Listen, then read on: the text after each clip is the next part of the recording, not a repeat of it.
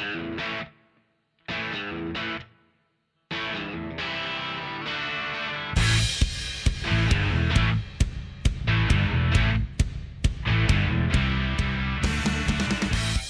it going, everyone? You're listening to Free Kick, the official AFLW Fantasy podcast, and today I'm joined by Liam and Jono, and we're very excited to be chatting about the 9 practice matches that happened on the weekend. It was absolutely thrilling to be able to start watching some AFLW again and look at the data, look at the stats, start analysing it all. So, yeah, excited to be chatting through each of the games. Specifically, Liam, how's it going? Specifically, Liam is on a mission to not make this episode too long. So I'm great. That's it. No more rabbiting. So are you leaving? No, it's creating a short episode. It's a new plan. It's a new tactic to not waffle. I look forward to seeing that one. And how are you, Jono? Yeah, I'm pretty good. I'm enjoying the fact that footy's back. You know, I spent a nice Sunday afternoon in the 22-degree sun, which I guess from people further north than where I am, absolutely normal weather. But down here in Melbourne, very much appreciated for some footy watching. So glad for the footy's back and glad we're stuck into it tonight. Yeah, absolutely. So we might just kick straight off with jumping into the first game of the practice matches.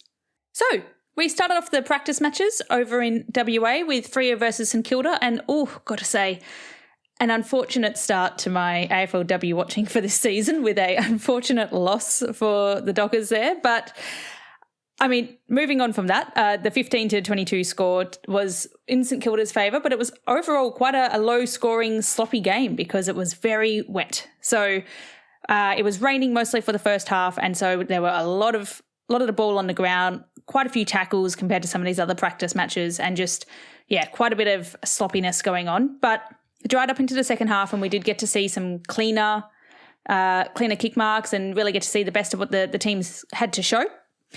The notable absences were that Ash McCarthy was named. I didn't see her come on the field at all, so I suspect she was on the bench healing her smashed-up face. And Renee Karras, the supposed or hopeful first ruck for St Kilda, was also not present. We had Ash Brazel, Anya Tai, and Tanisha Kikoak also resting Tai TBC when she comes back. So, knowing that, the top 5 fantasy takeaways. I do have 5. That's good. First one being that the return of Bowers as a very underpriced midfielder was a little bit overshadowed by Gabby Newton's impressive tackling presence. So we've all been quite excited about Bowers, who's coming in priced just below 90, where we know she can go way above that into the 110s or so. And she was the highest fantasy scorer on the night for Freo with 112 fantasy points from 7 tackles, 4 marks and 27 disposals. That is well below her average in terms of tackles, but just 200k cheaper than her sits Gabby Newton, who had a comparable 90 fantasy points from 8 tackles, 1 mark and 22 disposals. So when you're looking at these two side by side, the question at Freo was going to be how do they shape up in that midfield, and obviously not having Ash McCarthy there kind of helps answer that question. But we're seeing 2 kind of comparable players in terms of their impact on the game, around the ball, tackling presence. It does kind of bring into question, is it worth paying up for someone like Bowers versus a Gabby Newton? I'm personally pro Bowers train because I do see the value there. But, Gabby Newton is definitely showing herself as a good contender, as a slightly cheaper, very relevant Freo midfield pick. Other key takeaways, we have Indy Strom, who is the younger sister of Mim Strom, the defender, priced at only 300k, put up 44 fantasy points. So she assisted Mim in the ruck and was also trusted in fullback playing against Jessie Wardlaw, which I think says quite a bit that, Jessie Wardlaw is a very dominating presence back there, and to put one of your youngest players on, or newest players, showed that Freo have trust in her to be on the ground making an impact. We also saw Zoe Basanko, so the 300k priced ruck from St Kilda. She was actually very dominant in the game. What I'm seeing from Champion data is suggesting she only got 21 fantasy points. I got to say, I do not believe that is true, because I definitely saw her cop a great mark on the wing. She was definitely marking in the forward 50. I don't know what's going on here. Maybe my eyes deceive me as to who it was. But what I believe to be Zoe Pasenko looked fantastic. Playing forward, pushing up the field. We've maybe found the source of the champion data mix-up. It's the person I believe it's the to be champion Zoe data Pasenko. reader. Yes. So I reckon if that was true, she looked like a fantastic pick in terms of her presence in the game and really kind of leading it there for St Kilda. Georgia Patrikios returned after missing season 2024 and she came in with a 73. So priced at 53, we knew she had value on her. She's coming in hot, putting up everything that we expected to see from the returning midfielder. And the final one is Rebecca Ott, the surprise ruck in Renee Karras' absence, who's actually listed as a defender in the game. She put up a 55 and she's only priced at 27. So if Renee continues to sit out or if Rebecca Ott turns out to be the number one ruck pick for St Kilda, that is huge value. Probably shouldn't have put her fifth, but that is 30 points of upside right there. Was she any good in the ruck is my main question. So in her rucking career to date, she's had 1 to 2 hit-outs per game. She got 9 in this one against a very dominating Mimstrom. Yes. As we know, ruck hit-outs are down this season, but she wasn't very good. Thank you. I had a feeling that was going to be it. But she got 55 fantasy points. Like, she was relevant. She was there. Her Mimstrom is a very tough ruck to be going up against to prove yourself. One player that's not on your rundown, Mel, Ange Stannett. Can you tell us a little bit how she looked? She was there. She was in the midfield. But she wasn't the dominant player. So she was attending all of those CBAs, but she was just a bit quieter behind Bowers and Newton. And I think this kind of comes down to the dynamic of how those three fit together potentially. I don't have her score in front of me right now, but given that she's priced at 59, yeah, I was like, it wasn't at or above. So yeah, just a bit quieter. So Roll was there, didn't look too dominant. Interesting. Definitely only one 4 to keep an eye tackles. on. Yeah, so I think it's going to be I don't really trust that this is an accurate representation of the division of fantasy points we can expect from Freo going forward because of the absence of Ash McCarthy, unless we expect one of these to sit out. But I think it is telling that Bowers was still incredibly dominant. Newton was putting in a great performance, and then the third kind of wheel was a little bit quieter. My one thought is this game was a very low mark affair. For the second year in a row, Fremantle just appeared to play practice matches in torrential downpours. They only had 23 marks as a team, which is about half of what teams would average last year. Is Stannett someone who's affected by that? Someone who does move as a high half forward CBA player, but who is nimble, has a career as a half back, looks good in space? Is she someone who loses out in this kind of matchup? It's definitely a good point, but I am curious whether the marks were because of the rain or because of how Freo play, because St Kilda had more than double their marks. So I'm a little hesitant both ways. Still lower than league average for St Kilda. Yeah, I think Freo were kind of relishing the fact that it was footy on their terms with the stop and the tackles, and then when it kind of dried up, St Kilda got clean and Freo kind of trailed behind. So I think it's a combination of both. But that's enough of that game. Let's move on to North Melbourne and Essendon, Liam. Well, you said you started off with a terrible match to watch. I got to watch North Melbourne get into like maybe third gear in the second half and put down 95 points. They kicked 15 goals, 5 to Essendon's 2 goals, 2. What's insane about this game is that the Bombers kicked the first and last goal of the game. So it was 15 straight goals to North Melbourne. I will just say that this game was absolutely marred by the fact that Matty Gay went down injured, apparently with a knee issue in the second quarter, was not cited after that point. Clearly, if you've heard us talk about Essendon on the Essendon episode, on our Defenders episode, she is so integral to the ball movement style of the Bombers, and having her go down really does impact the way that they play.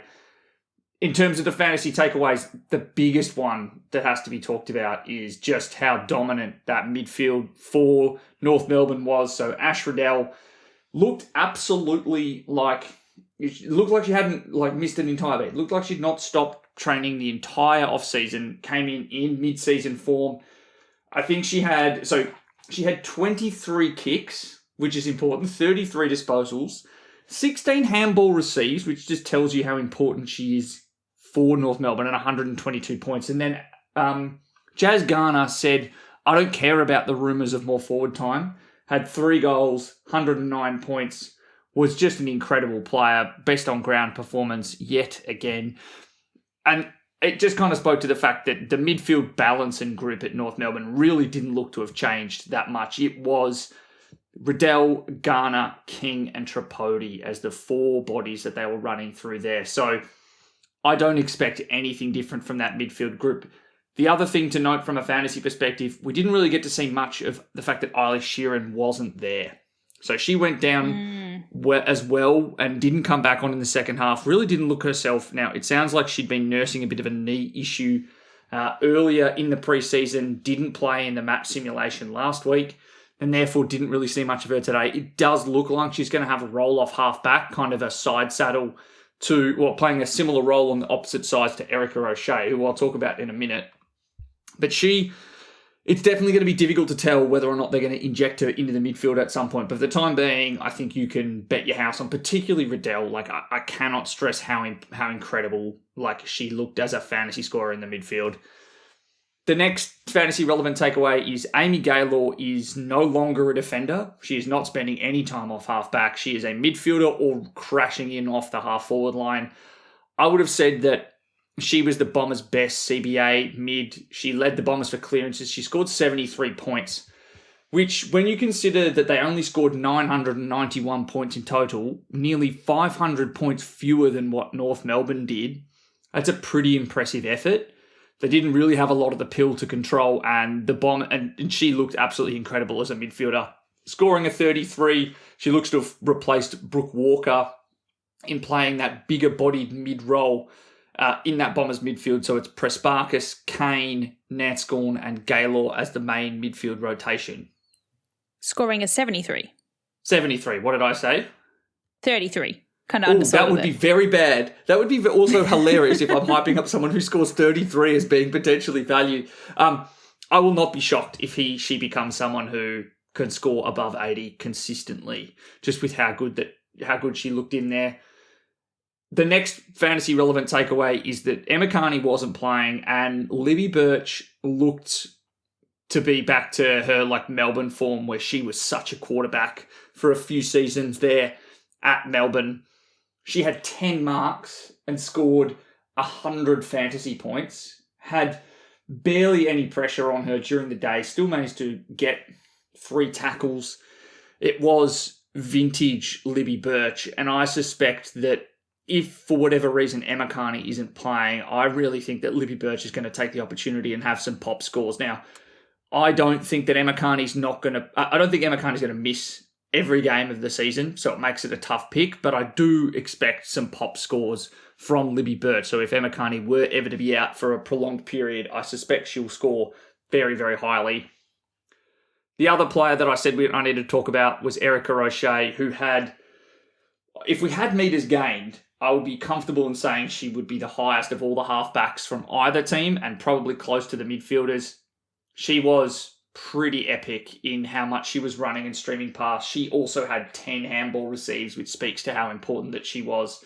So an 82 with 5 marks, predominantly a kick player as well, had 10 kicks. I really like what she was doing, and given her price, which I think she's priced well down on that 86 number. Sorry, I don't actually have it. He's great podcasting. So she's priced at 36.5. So 473k as a defender. She has shot up in relevancy in my eyes. The final thing to talk about, Courtney Murphy looked far better in the ruck than I was expecting. She looked better than Matilda Dyke. Nice. She was also the better scorer. I was surprised too. I was expecting a lot of bogged down, I was expecting a power ruck, but she had 13 hit-outs. She was comfortably better than Ariana Hetherington because Kim Rennie wasn't playing. Emma King wasn't playing. Kim Rennie was the main ruck. And I would have said that she held her own with Kim Rennie. So 55 with 13 hit-outs. The thing that I really liked was 5 tackles. I think that there's a fantasy player in there. I don't know if the Bombers are going to just name one in round one, so I can't confidently say she's the 300k to pick, but I thought she looked really, really good considering the circumstances. Love that. Love hearing that about Courtney Murphy. I just have one quick question for you, which is Grace Belloni from the Bombers. Belloni? Rookie. Yep. Grace Belloni. Rookie-priced Bombers player, put up a 55. What happened there? That sounds pretty good. So she is playing the Paige Scott role, which is high half-forward, larger, like powerful half-forward, little bit of time in the midfield. She was probably maybe having I think she maybe had 4 or 5 during the game. I think she looked all right. The question that I have, does she have the same tackling presence? I only had 1 tackle, which we don't love to see. But I think there's a really good fantasy player there. If she was a forward, I'd be really likely to pick her. It's just the fact that she is at she is around 400k as a midfielder that makes it tough. Yeah. No, it's good to know. There's another forward, though, in the Essendon Bombers team by the name of Bonnie Toogood, who I think is in 2/3 of teams right now. It's a tough game given how the North just took control of that match. But what can you tell us about how she went? Importantly, she dropped behind the ball in the 4th quarter as a defender, bolstered her score.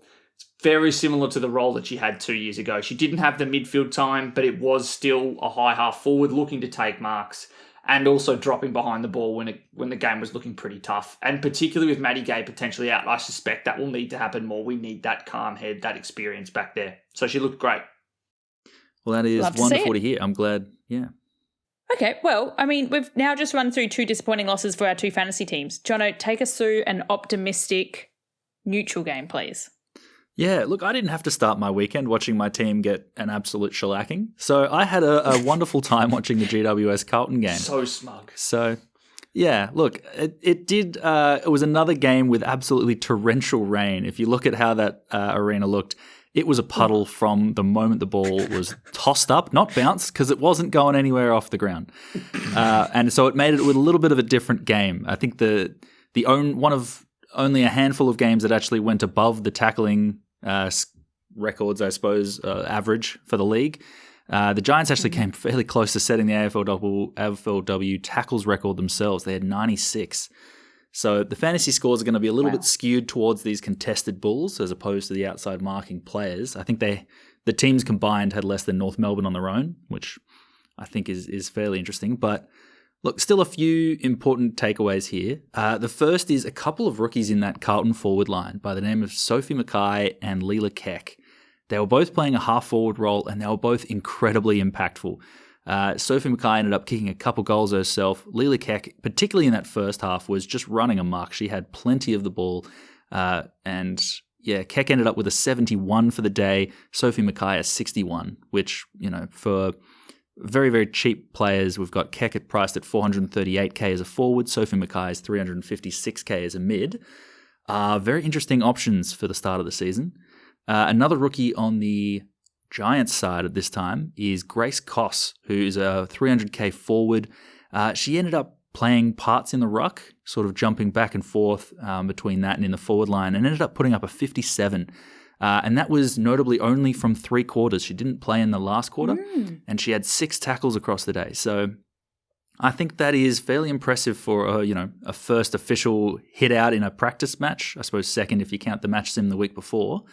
Definitely one that could start pretty well if Eilish O'Dowd doesn't make it back in time for the start of the season.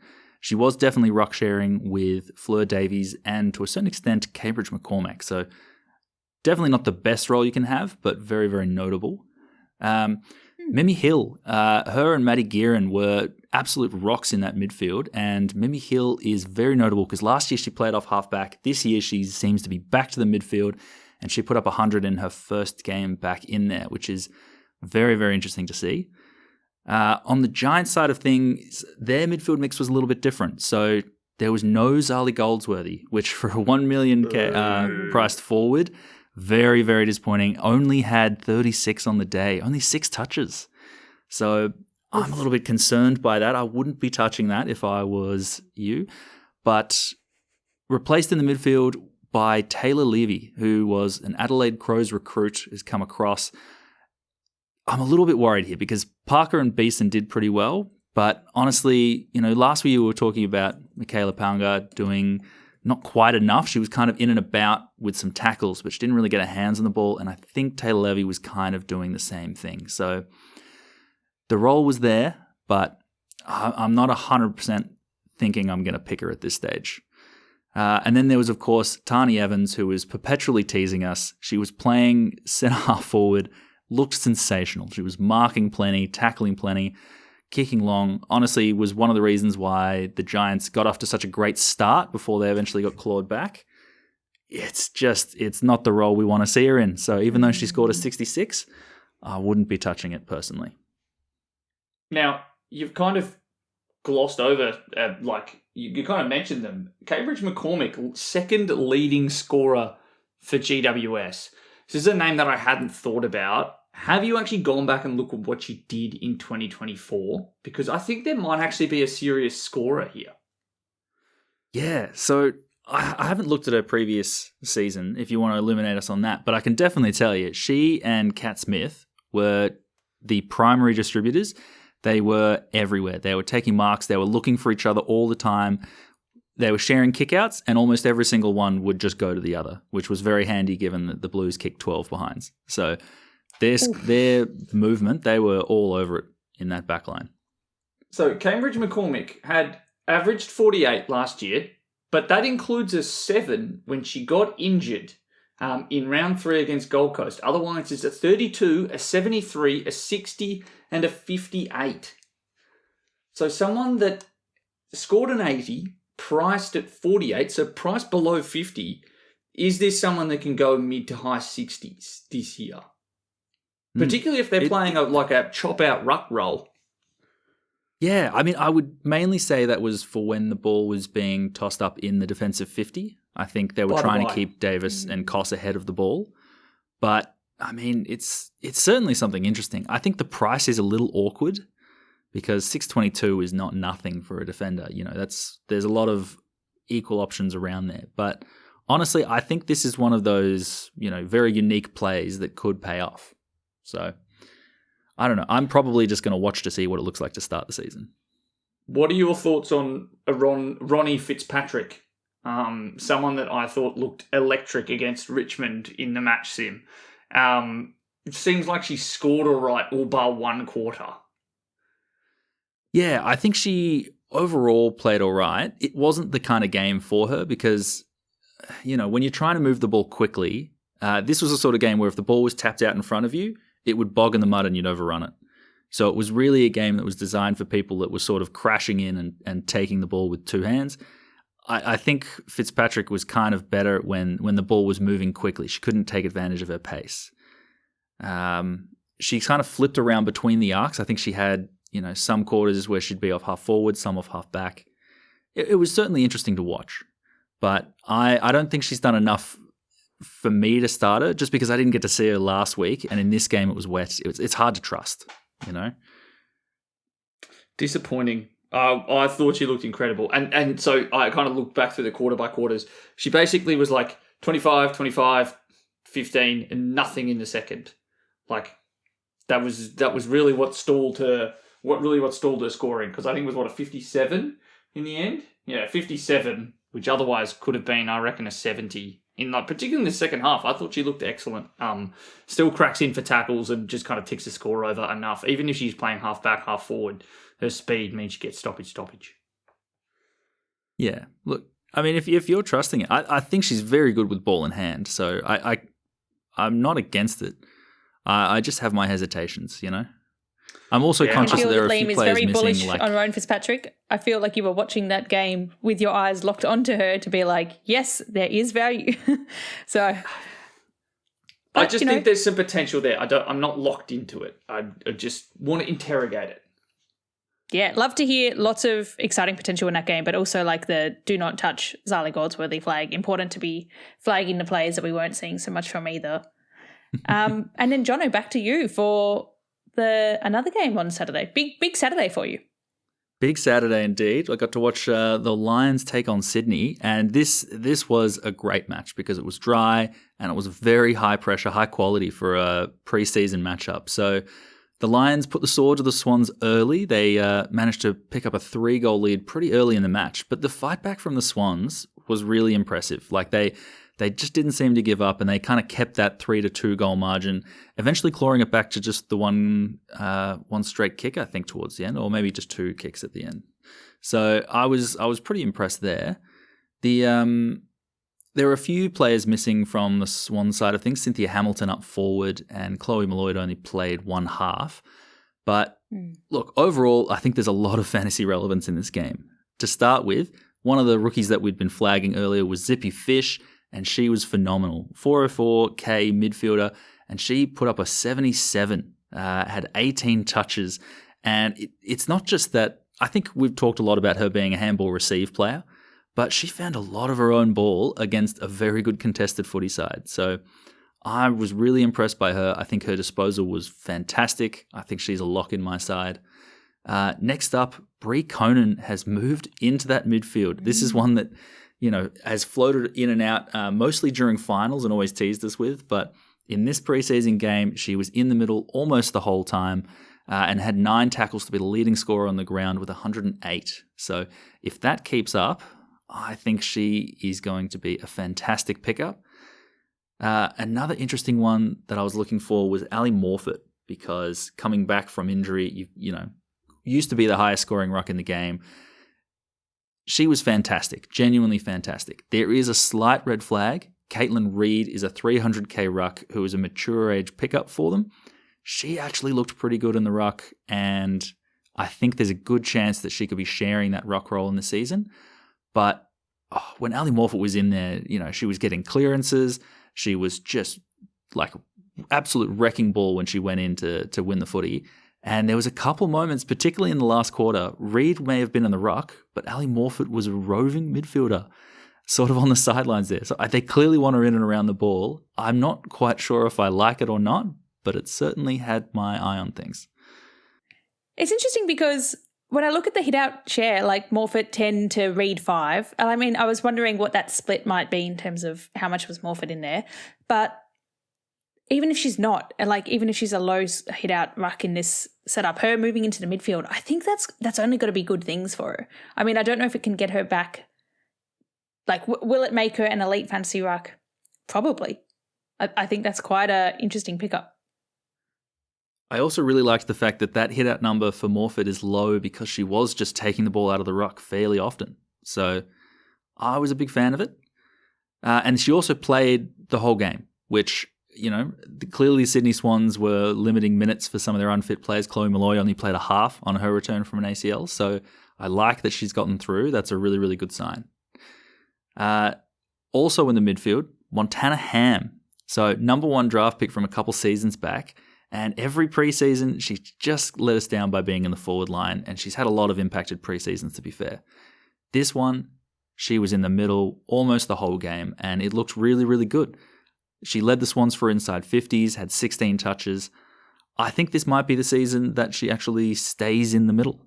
I think between her big size that she brings to that midfield, I think she really contrasts well some of the smaller, quicker players in, Laura Gardner or Sophia Hurley. Laura Gardner, who had 35 touches, by the way, it's ridiculous she's not making this list, was very impressive. So as a 680k forward, popped up with a 66 this weekend. I think Montana Ham is one that I'm definitely flicking in and out of my team with different structures to see how it looks.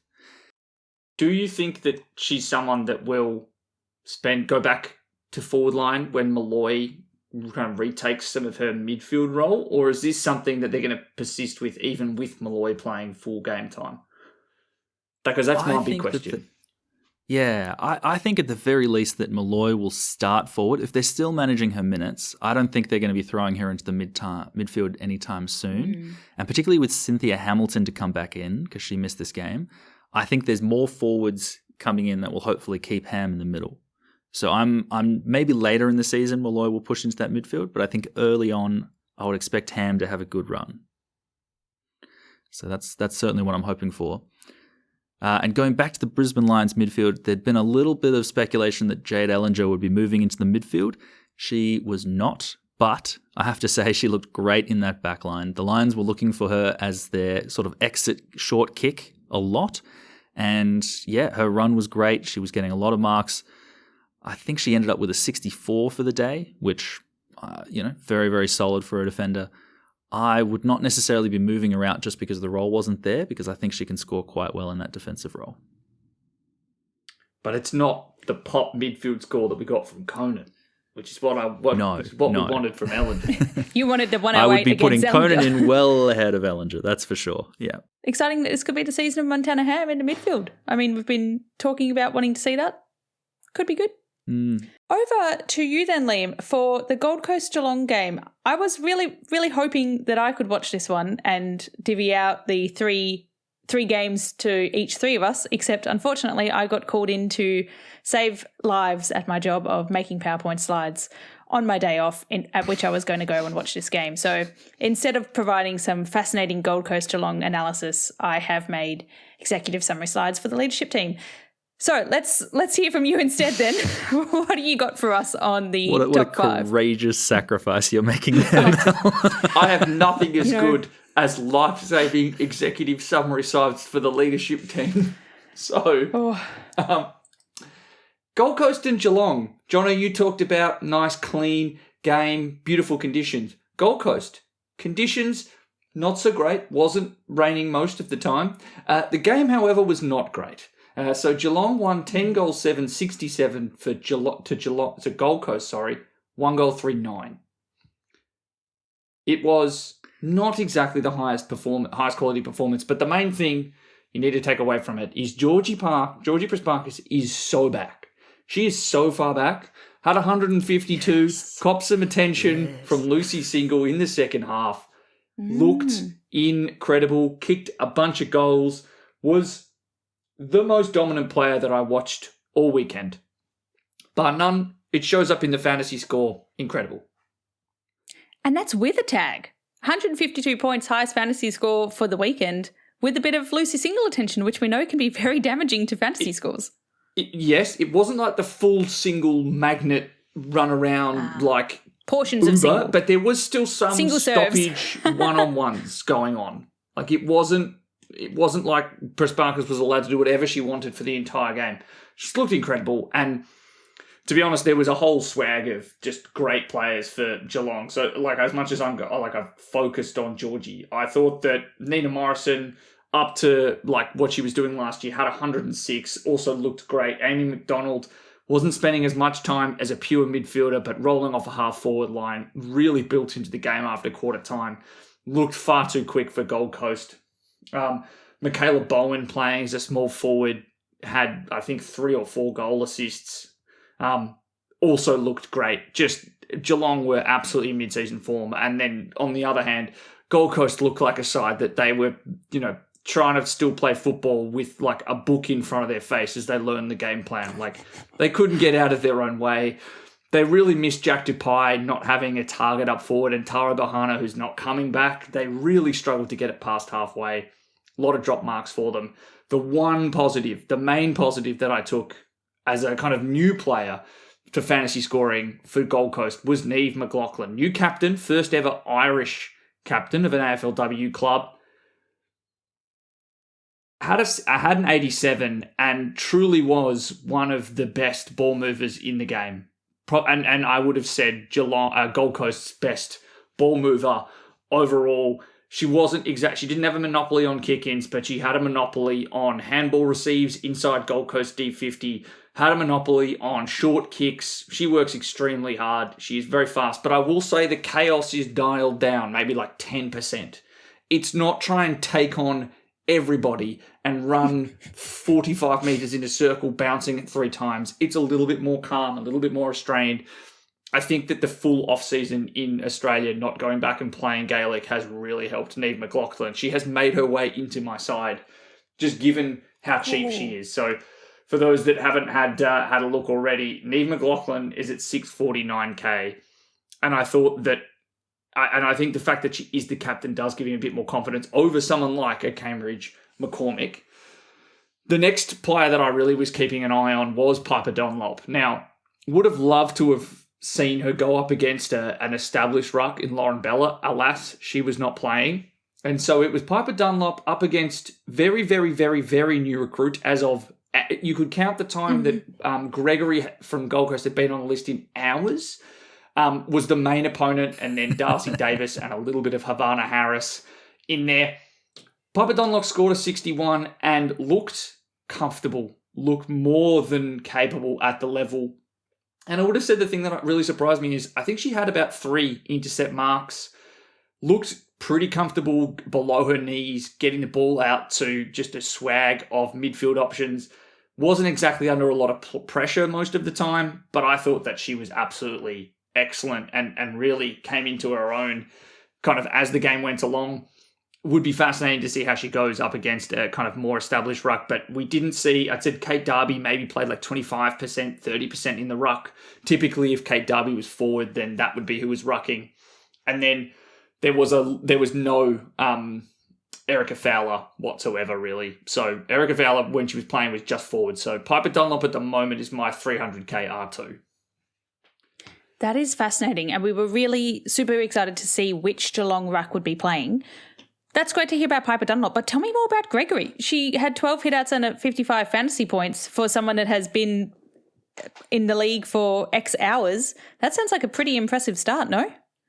Yes. Had a lot of opportunity. Not a very good ball user. I think she twice tried to snap it forward and kicked it backwards, just by hitting the wrong side of the ball. I suspect that if Lauren Bella is back, Lauren Bella is back immediately. Let's put it that way. I think Gregory, looked okay, but if I was being honest, if this was a regular season game, I would not be surprised if it's Darcy Davis who's the main ruck, because I think she looks far more accomplished. Fair. Other players that I just noted. Oh, before I do, Jono, you had something you want to ask? I just wanted it known to anyone who's missing Will on the podcast tonight that he has not shown his face ever since he mentioned that Erica Fowler was going to be their ruck. So I'm just putting that out there. He's a little bit on the fence, and he shouldn't be. He should have doubled down on the right one. Oh, hilarious. Oh no, we've made him Geelong gun shy. This is very unfortunate. It was kind of tough to take kind of too much away from this game. I think there were some inflated scores for Geelong players because they were not under a lot of pressure, but I think Caitlin Thorne had some CBA. She was a rookie that we had last year, scored a 50. I think looked okay. Another player that I suspect will get a bunch of opportunities this year, even if she didn't score amazingly in this, it's Bridie O'Rourke, who was a first-round draft pick 2 drafts ago, playing on a wing and was highly rated internally. So I suspect that she will be in and around the 21 once we start the season. The players that I did want to talk about, and probably the more notable position change from a fantasy perspective, Ella Mora, who was a bullocking half forward last year, playing solely in defence, so 513k forward, scored a 61, was definitely getting involved in some of those defensive chains. The ball was obviously down there a lot. I'm not exactly like diving straight in saying this is someone who's going to be like a top 6 in the forwards this year, but I do think that she will be value if she's playing in defence. I suspect that something close to high 40s, low 50s is on the cards for Mora, which could be enough to start her in your forward line. You mentioned briefly that Dupai wasn't there, but is coming back, which suggests to me she was just sitting at the one game. But were there any other notable outs that would have impacted scoring that we should know about? And second question is, Rowbottom was the 3rd highest ranked midfielder on our midfielders episode. She's got 122, but what's your vibe in terms of is she worth it and how did that look? That's 2 good questions. So Claudia Whitford missing probably limited the kind of ability for Gold Coast to try and get the ball moving forward from centre bounces. She's a very integral part of that midfield. Lily Mithen looked okay as her replacement, but didn't exactly look as comfortable as she's, having come from Melbourne this off-season. Rowbottom cannot be tackled. Jono, you and I had a conversation off mic about what are the kind of new hit-out stoppage rules going to do to Rowbottom. You rightfully pointed out that Rowbottom might not be impacted because she's just so big and strong that holding the ball doesn't work for her.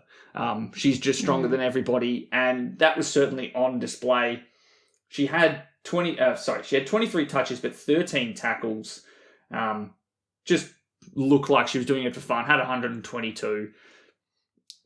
You know, I'm no less confident coming out of the game about Rowbottom than I was going in. But I still don't know necessarily if I like the fact that Gold Coast looked pretty dismal. Yeah, so Rowbottom, Single and Whitford being the big three midfielders. Does Lily Mithen stay fourth in that mix, and does she get enough to make her relevant? Because she scored about 20 points above her price stat average. I suspect that she'll be fourth overall. I don't know if 20 points is enough, though, for Lil Myth. As a midfielder particularly. Because there's one name that we didn't I don't know if we mentioned too much, but like if you're gooking in that price range, I'd be going Georgia Patrikios over Mithen. Just for how much of a, breath of fresh air that Patrikios brought to that St Kilda midfield versus Mithen, who looked like she was, in the trenches. Well, I might bring us back to the West Coast for the West Coast versus Western Bulldogs, all the Wests, from Saturday night. This was a juicy game. It ended in a tie. Oh, it was great watching. And it had been raining all day in the West, so it was a bit sloppier than some games, but it was dry for the evening. It was a good evening game, and we got to see Ellie Blackburn back, which was quite exciting. Notable omissions, though, we didn't see anything from Bella Lewis, Maddie Gorham or Christy Lee Weston-Turner, so a few impactful ones there. But this game was just breakout of the rookies. Did you have a question, Jono? I just thought Izzy Pritchard was also out as well, and that might have been a fairly notable midfielder for the Dogs. That was a omission that I did not note. So Izzy Pritchard was also out. Fair shout. But yeah, this was the game of the rookie breakouts. So for West Coast, we had Lou Painter was phenomenal. She's got 53 was her score as coming in as a rookie. She was at almost all of the CBAs. She had what looked like an excellent role. She was really an integral part of the West Coast rotations through there. And she racked up 13 disposals, 3 marks and 3 tackles. So she was kind of all across it.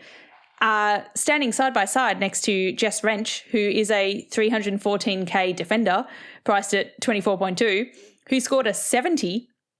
So that is 45 points above her price stat.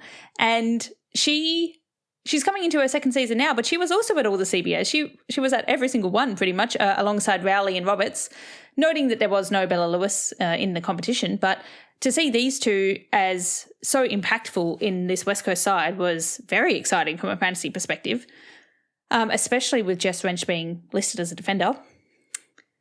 The other note from West Coast was that we had this ruck question earlier. Is it going to be Liz McGrath, who's a bit cheaper, priced at 500k, or is it going to be Sarah Lakai, who's coming in average about 10 points higher than her? We did see kind of a quarter flip around between the two of them, so they were both there, which does not bode well to picking one of these two necessarily as a primary ruck. However, we saw Liz McGrath be a lot more effective of the two. Her ability to win those hitouts over Edmonds really showed compared to Lakai. So I think it would be wise for, I guess, the West Coast Eagles to be putting Liz McGrath there more often as a more successful hit-out ruck. But neither of them really shout out to me as their fantasy relevance because of it. So I was going to ask, do you expect that just Liz McGrath will get picked, or is it going to be Ruck Roulette again at West Coast Weagles? Are you making fun of my lisp? No, I was doing it. No, I was doing it myself. I was like, boy, this is not okay. Because I can't say rookie roulette fast. So, no, I think it was really hard to tell from that because Liz McGrath was fully in for the first quarter.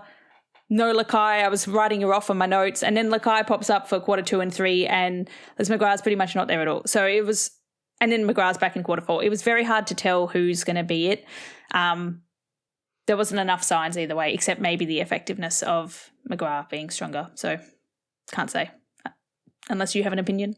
No, I'm genuinely asking for a vibe check on the rucks because, I suspect that there are going to be a lot of people out there going like, oh, McGrath, can I run her at R1? I think I'm taking from this. No. Don't. No, definitely not R1. Maybe on the bench, but not R1. But then over at the Bulldogs, more wowzers over here. We've got Emma McDonald, who is a forward priced at 30.3, scores a 67. So she was pick 8 in the 2024 draft, so she comes in a little bit more expensive. But she was helped by 7 kicks, 7 hand passes and a goal. So she was absolutely phenomenal. She was one of the names that commentators could not get enough of. She was really everywhere. She was playing off half forward, but she had the ball a lot and she showed a lot of her tackling strength, her like tool marking capabilities, really dominant on the ground. You wouldn't have known that she was a draftee.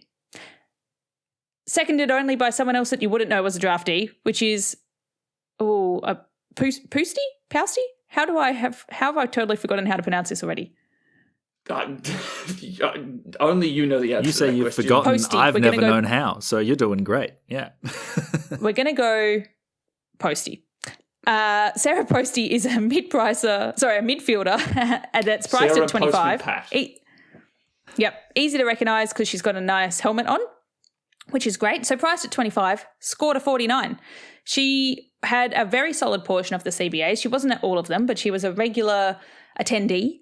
And you wouldn't have known from watching how she plays that she was a rookie. She looked very experienced, really calm, really like strong and putting her body on the line. So we've got, within this one game, we've got 3 rookies lining up in almost all of the CBAs. Fascinating game. And it ends in a tie. Would recommend going back and watching it. And then the final pick from here is Annalie McKee. So she is a ruck priced at 29. According to this, she only scored a 34, but I think that she is an interesting option because she was sharing the ruck kind of 80-20 with Edmonds, which allowed Edmonds to go forward a bit more when she wasn't in the ruck. But so did Annalie McKee. They were kind of like swapping in and out. But she looked really good. She had the strength behind her.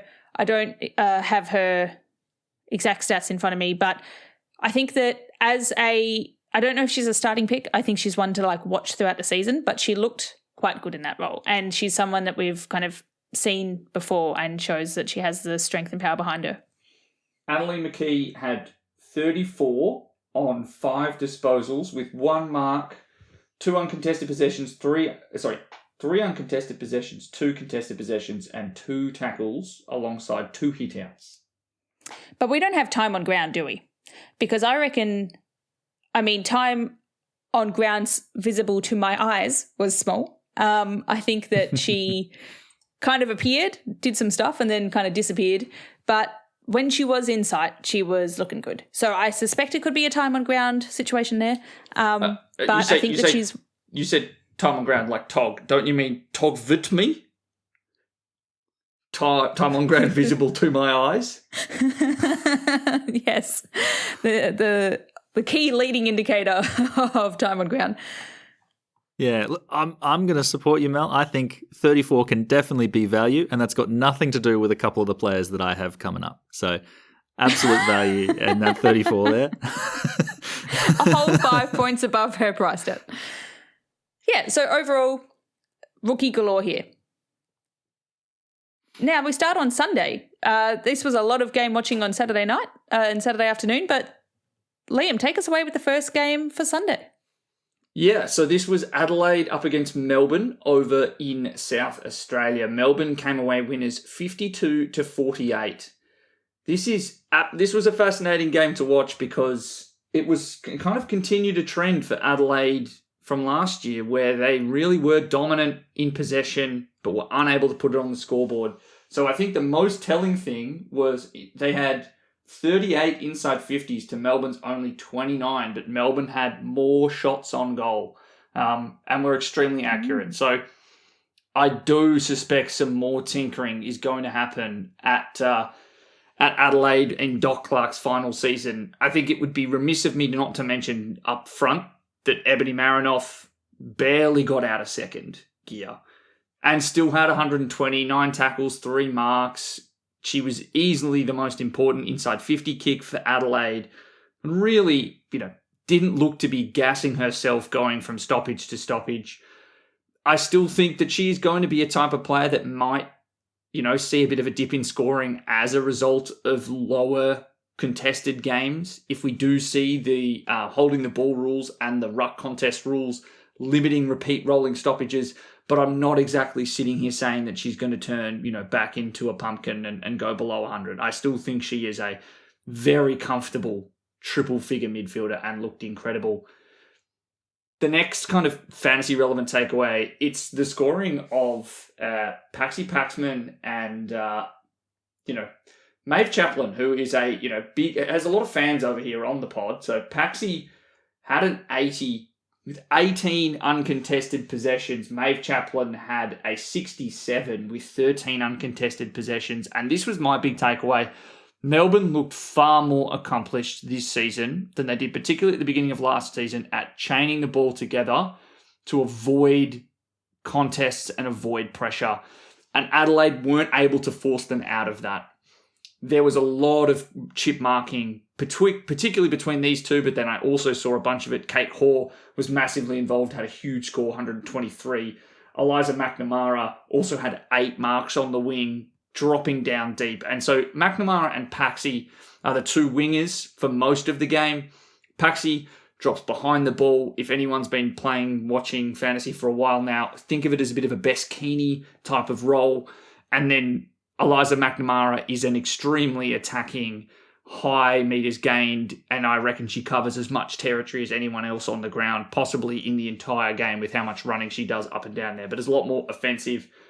But I think it was the chip marking that I saw, particularly in the first half, where Melbourne were under siege. They did not get it out of their D50 a lot, but they were able to just churn it out and try and get all these points. I think if Paxi would have been on 50 at halftime. So I think she has absolutely firmed as someone who is super cheap and eminently pickable at 601k, so priced at 46.4. So nearly double what she's priced at in this game. I'm very glad you've come around because I think on the basis of that game, she's gone from like probable in my side to almost a lock. I'm very comfortable running her into round 1. Yeah, and I think you could definitely be having her as your D3 or D4, depending on how many rookies you are going to be running on field in there. Next fantasy relevant takeaway, it was someone who's got a little bit of talk from myself included. I've definitely been interested. Sarah Goodwin potentially playing a midfield role.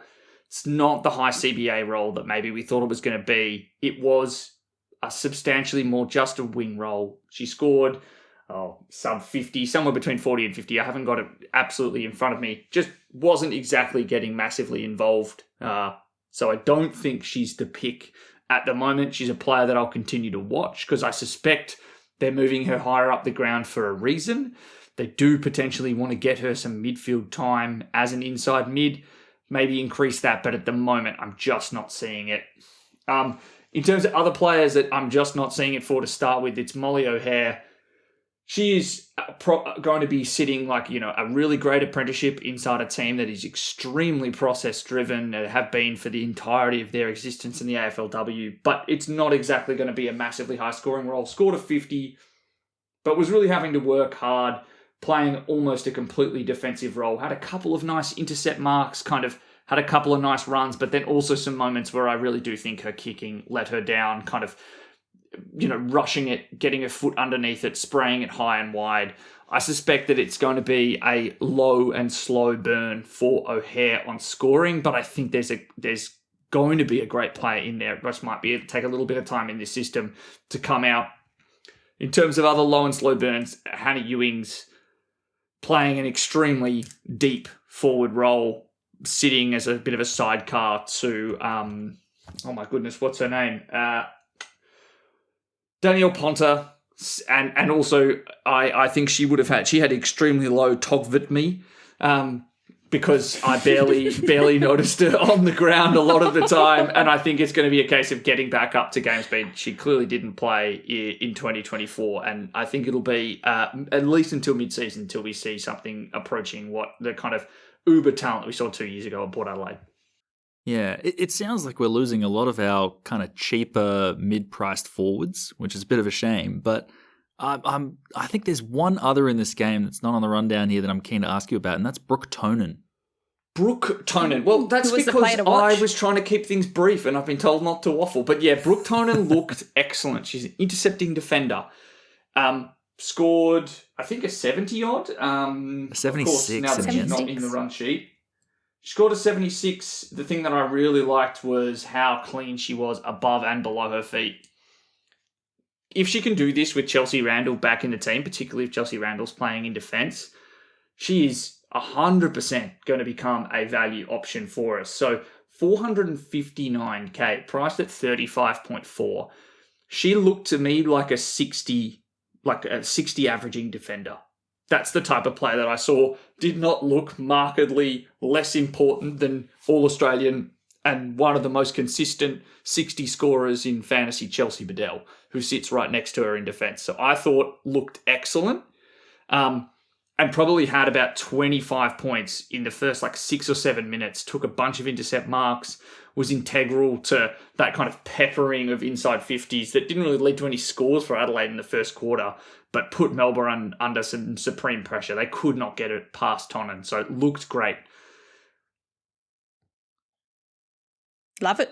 I mean, that's some shame about Molly O here. That was someone we were a bit excited for, but yeah, love to hear Tonin, especially not friend of the pod. She was the player to watch from the Jess Allen interview, so that's very exciting. Jono, now you lucky thing. You did not have to watch your team lose. You got to go there in person and watch them win. I'm very envious. Tell us about the Richmond Hawthorn game. And try not to be too smug. I get to be smug twice on a podcast. How lucky is that?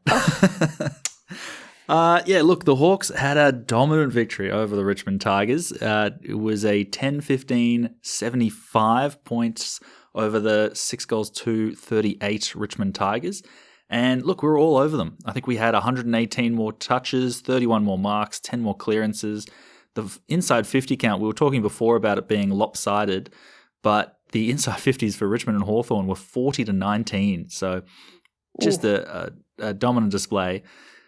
I think it leads a lot of questions about what the Tigers were doing. They might have just come in a little bit too relaxed. They were missing a lot of players: Grace Egan, Sarah Hosking, Tessa Levy, Beth Lynch, Montana McKinnon. A lot of players missing. So definitely something to consider, I suppose, in when we're ranking these players. But I think there's some very interesting takeaways from the fantasy perspective. The first is that the Hawks defenders were racking it up. The defensive switches that were happening were wonderful to watch.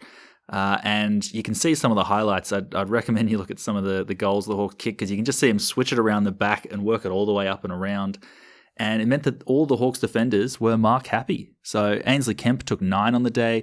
Najwa Allen on her debut for the Hawks, I suppose, 7 marks. Emily Everest with 6. Keely Coyne had 5, and she only played the second half. So a lot of value in a lot of these defenders. I think Keely Coyne in particular, as a 469k defender, had 40 points in a half a footy. That to me is very interesting if she can start the match. The only question mark to me is Jenna Richardson was missing. How much does that affect it? And the other one is Tilly Lucas-Rodd. So Tilly Lucas-Rodd started a lot of the first half on that half back line, spent a lot of the second half in the forward line, sometimes playing as our deepest forward. So in that first half, she was incredible. She's everything you would want from a 1 million price defender. And then in the second half, barely seen, barely touched the footy, which is big question marks on a player that's priced over $1 million. So what's Daniel Webster's thinking there? Like, why have they put them in the goal square when Tilly Lucas-Rodd, they were an All-Australian halfback last year? What's the goal? What's the thinking? Put yourself in his shoes. Is it to test out some younger talent? Yeah, so to a certain extent, there is a lot of players you would want to have a look at over the Hawks backline. There are a few players that I don't expect necessarily to debut in round 1. Talking someone like Lavinia Cox, who played on the wing most of the game, or Grace Barber, who actually looked fantastic in the Hawks forward line, but looks like she's been suspended. I think I think they were probably just giving players a run, but at the same time, I also think ideally they want them kind of working between the arcs, kicking inside 50 and bringing a little bit of that high pressure to the Hawks forward line, because that is really what the Hawks were doing, particularly early, was just shutting that short kick down from Richmond, and it was working really, really well. So I do think that Lucas Rod will probably spend most of their time off halfback, but I think there are going to be periods where they flip around and just show us some of that, I suppose, versatility that the Hawks are building into their game. Another Hawthorn player that I really, really liked the look of was Lucy Wales, who was, as far as I can tell, the highest scoring ruck across the weekend. She had an 85, and it was built on 7 tackles and an all-over-the-ground performance. So when we look at hitouts, she actually probably attended less ruck contests than she usually would. Jess Vukic, who was the Hawks' backup ruck, did the majority of the rucking, and that is not something that I expect to see in the regular season. I think this was more just a chance to get that exposure in a game that wasn't for 4 points. But Lucy Wales was intercept marking in defence. She was going forward and kicking goals and taking big marks. It was a really, really impressive all-over-the-ground performance, and I'm really hopeful. Like we talked a little bit in the ruck episode about Mim Strom, growing and becoming this incredible player, and whether or not Lucy Wales could do that. This is exactly what you'd want to see to tick that off. So I'm looking pretty confident on this. I'm feeling good. Are you Lucy Wales season? Looked great. Little bit concerning that 87 was the highest ruck score of the weekend. Just throwing it out there. That's pretty dire. Yeah. I was looking at some of the scores from last season, and she actually had 125 last preseason. So she could just be an incredible preseason player. Yes, but I think Schultze had Strom had 89 last preseason. I think Steph Wales had 103, 104. There was some big scores from rucks last preseason that are not happening this year. I'm alarmed. I'm considering changing my ruck strategy this year, possibly even to take Lucy Wales, because I think she looked great not rucking, which probably is the reason why she was the best scorer.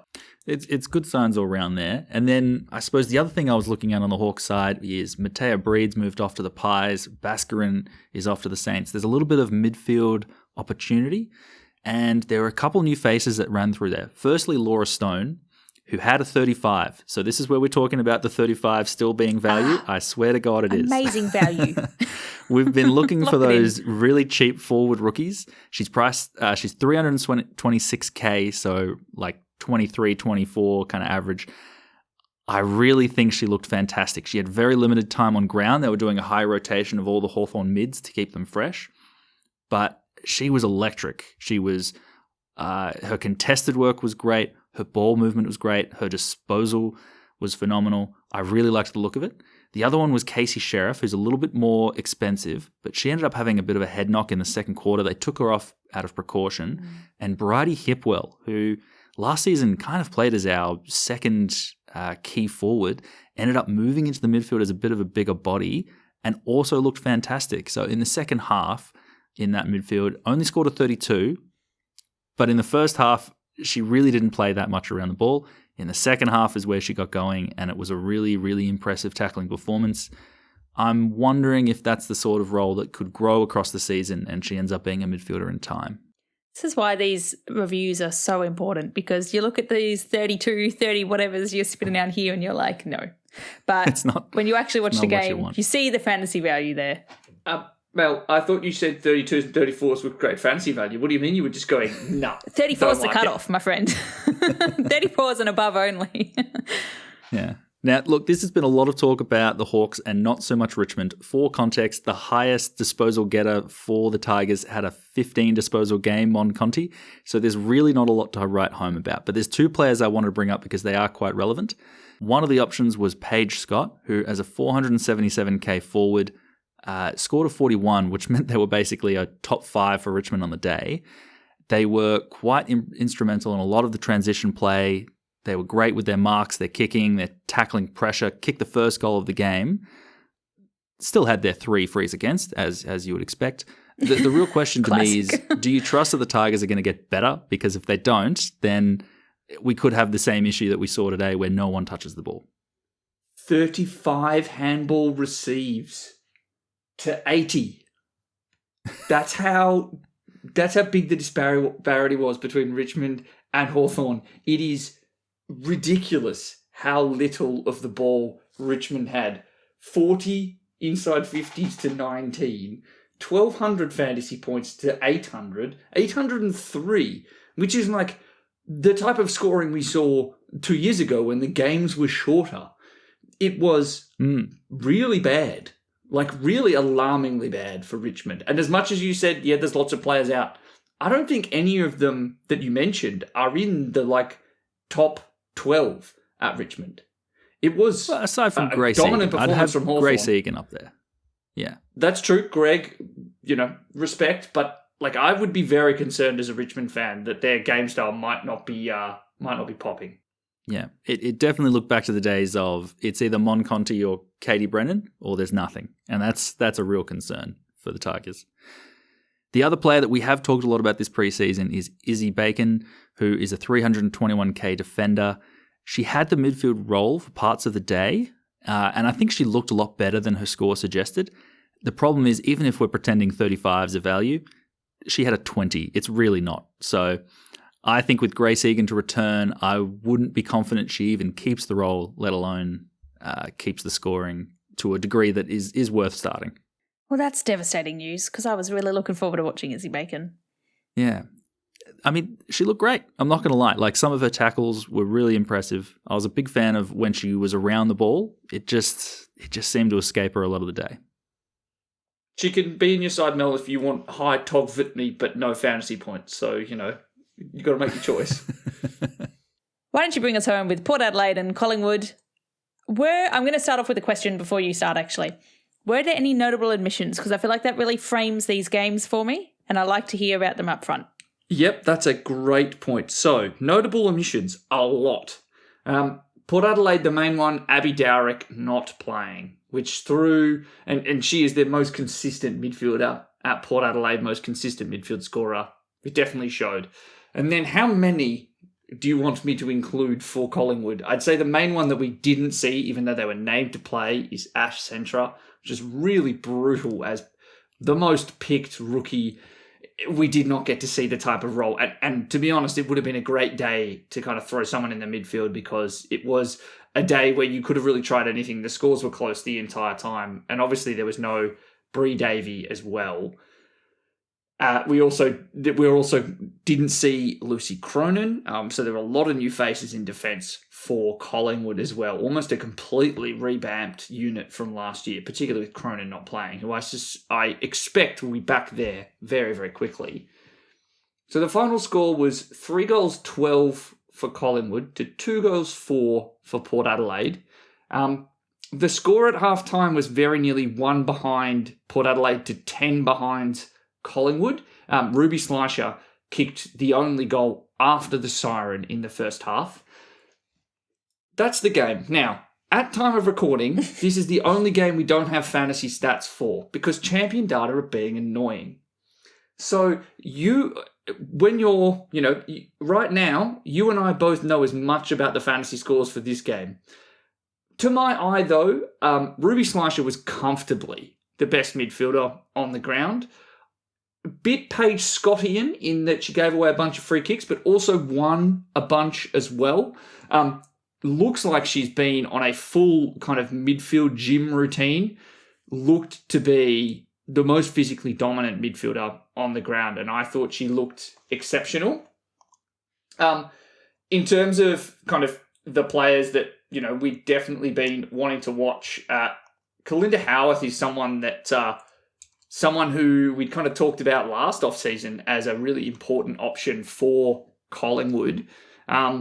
She kicked 2 of the 2 second-half goals that Collingwood actually managed to score, and I thought really showed her speed. I don't know if she's necessarily going to be an accumulator, but if they're going to play well, I suspect that Kalinda Howarth is going to be a fantasy relevant. She's going to be someone who will probably have a few pop 50s and 60s I suspect she probably had something in the mid-40s today. And you can dunk on me when we actually find out what the scores are. I'm just going off pure vibes at this point.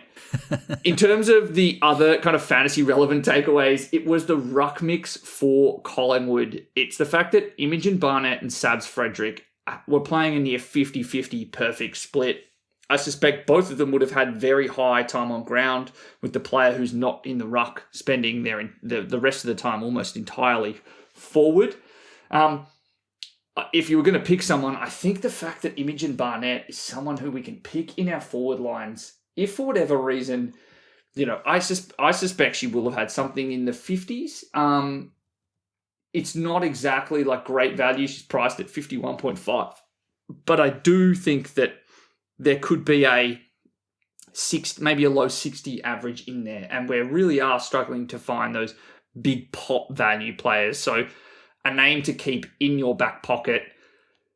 In terms of the kind of Port Adelaide situation, Matilda Schultz was very difficult to kind of get much of a read. It was a game that there wasn't a whole lot of marks going on. Schultz wasn't getting involved in many of them. She was only also playing the first half. The fantasy relevant name to come out of the ruck was actually her backup, which is Alyssa Brooke, so not Indy Tahoe, who was playing a mix of forward and defence as the game went along. I don't think she will have had a massive score either, but Alyssa Brooke playing as a 300k defender, spending almost 80% of the time in the ruck in the second half, and then chopping out the 25-20 that Schultz wasn't in the first half, I thought held her own for someone who hasn't cross-trained as a defender and as a ruck until this off-season. I thought she looked capable and comfortable in the role.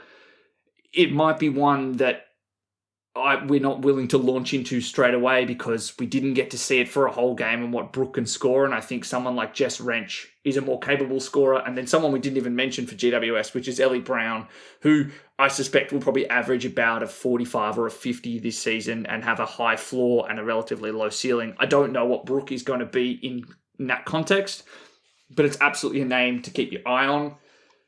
In terms of the midfield for Port Adelaide, it was an absolutely mixed bag of lollies here. So we had Window, Jazz Stewart, Maria Maloney, Kirsty Lamb, all and sundry were rolling through there, and they really did miss the kicking power and strength of Dowrick. I'll say that the classiest player on the ground, almost every week she goes up and plays, is going to be Shanae Goody. She's got that natural fantasy sense. At one point, she just kind of saw the ball roll from behind right near her, and she just kind of like went, sorry, Ella sorry, I'm just going to take this one. Sorry, guys. I'm just going to steal it. Like, again, I don't think that she's going to have had a massive score. It was not a game that was conducive. It was very, very windy to a lot of marks, but she's someone that we're going to have to keep our eye on. And if they do, for whatever reason, finally decide that, she can be a dominant inside mid, which I truly believe that she can, she's going to be an absolute star. I see Laura Gardner, kind of Ash Riddell type potential from Shanae Goody long term. In terms of the kind of two forwards that I mentioned in that group, Jazz Stewart and Piper Window. Piper Window would have scored in bunches, like went missing for 15 minutes and then had a couple of tackles and a kick. Did that a bunch of times through the game. A couple of times probably got lost playing as a half forward, trying to charge in. It really did have either had low time on ground or low Togvitme, which is not ideal for the preseason. She'll probably be someone still that will get some decent ownership just because of how cheap she is, and we know that her fantasy pedigree is well close to 100 in the AFLW as a junior, and she's priced below 50, so 49.9. It's a name to keep an eye on. I think the one that did surprise me with how much time they spent inside was Jazz Stewart. Again, I'd love to have a score to put to this, but priced at only 35.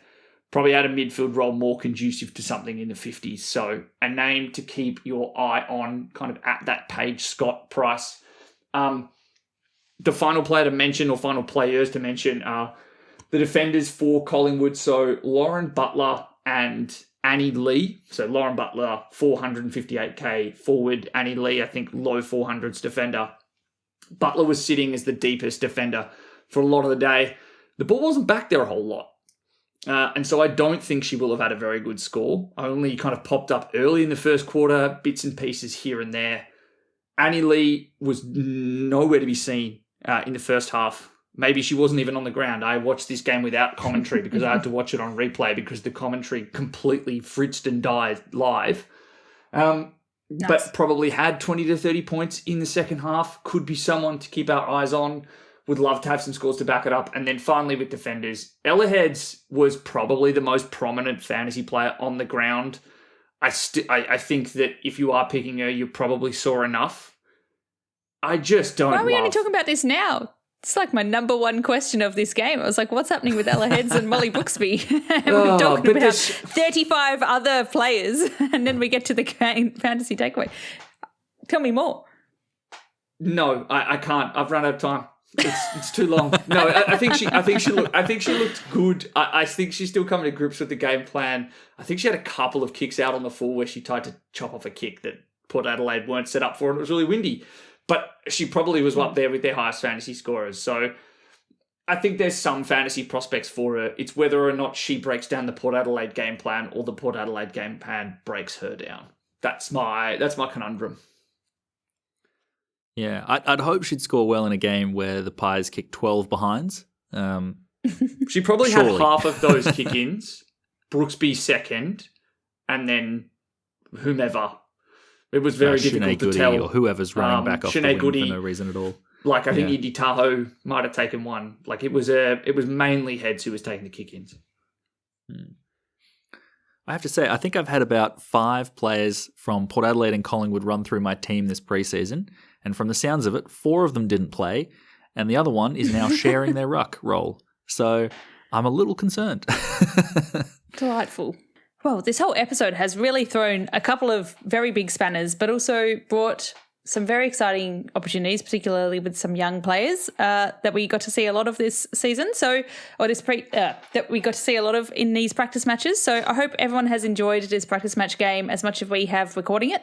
Yeah, I'm curious. I think a lot of research across the three of us trying to plug different players. Is there anyone, Mel, that you're looking at now that you weren't looking at previously? Oh, there's so many players. Do I have to pick one? If you had to pick one. I love putting you on the spot here, Mel. I'm going to go Jess Wrench. No, that's a good one. That's probably the first player that I'd put in my team. Not too good, Jess Wrench. All this. Yeah. Liam? Brie Conan. I popped on the coverage for that game, and it was like, Brie Conan's had 9 tackles to 3/4 time, and I'm like, oh boy. Cheap defender, tackling, midfield minutes, perfectamundo. And you, Jono? For me, it's Melbourne. I love the way they're moving the ball. I've obviously locked in Paxman, but I've also brought in Kate Hoare, and I'm also looking at Eden Zanker in the forward line. I'm loving what Melbourne is doing. If they can do that against Adelaide, they can do it against anyone. It's a pro Liam move there. Ask the question and then use the fact that you're the one who comes to last to name 3 players, not one. You just named the whole club. I've learned from Melbourne. the best, Liam. This is what you do. This is what Mel does. I've got to pick up my own. I've got to pick up my own extra airtime here. Look what this has led to. I mean, you put 3 yappers on. We had an ambitious goal of 5 minutes a team for a 45-minute episode. We're at 1 hour 20 at time of recording, so maybe some editing's cut this down a bit. But thank you for sticking with us. Fascinating chats here. There's more to come out on articles in relation to the practice games, and follow us wherever you get your podcast. We're all over the socials at FreeKickWPod. You can follow our Substack for more fantastic pre-season AFLW and AFLW fantasy analysis. And we'll chat to you all later. Thanks, everyone. See ya.